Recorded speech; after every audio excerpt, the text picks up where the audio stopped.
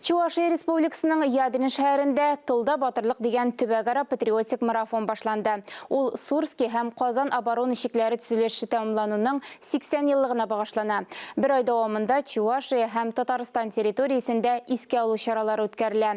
Марафон 4 майда Казанда бәйрәм концерты белән тәмамлана. Аклы каралы фотосурәтләрдә шын каһарманнар язмышлары.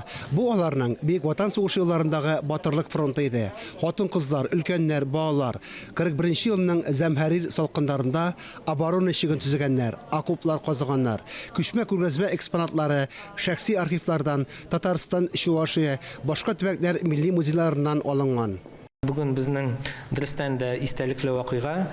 Бүген ике төбәк, ике күрше төбәк үткәрә шундый зур чараны башлый һәм без бу чараның ачылышында бүген катнашабыз һәм бу безнең истәлекне, безнең мәңгеләштерү чараларын бергәләп үткәрү ул безнең өчен, татарстанлылар өчен бик мөһим.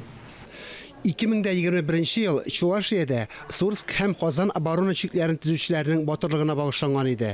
Масштаблы мәдәни чаралар ике республикада да уза. Чувашиянең байтак районнарында мемориаллар барлыкка килде. Киләсе җәйдә иң зурысын Козловка районында ачык күздә тотыла. 80 ел элек ватанны саклау бер территориядә яшәүче барлык халыкларның уртак эшенә әверелде. Яңа гасырда да дуслык элемтәләре какшамады. Каһарманнарның нәселен дәвам итүчеләр ата-бабаларын хөрмәтлиләр. Уртак Россияны бергәләп төзиләр. Марафон ачылышында Татарстанның камера хоры беренче телдә җырлар башкарды. Хорыбызда төрле милләт вәкилләре хезмәт куяшлык, марилар да бар, чуашлар да, татарлар да, руслар да.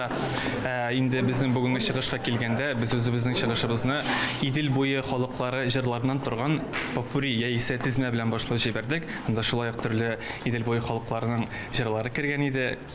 Бик җылы каршы алдылар. Төбәк ара марафон картасында ике республикадан 4 район теркәлгән. Финал концерты 4 майда Казанда Татар дәүләт филармониясе сәхнәсендә уза. Чувашия Республикасыннан яңалыклар өчен Фәнис Мөхәммәтов, Светлана Позднякова, Елена Дмитриева, Михаил Солин.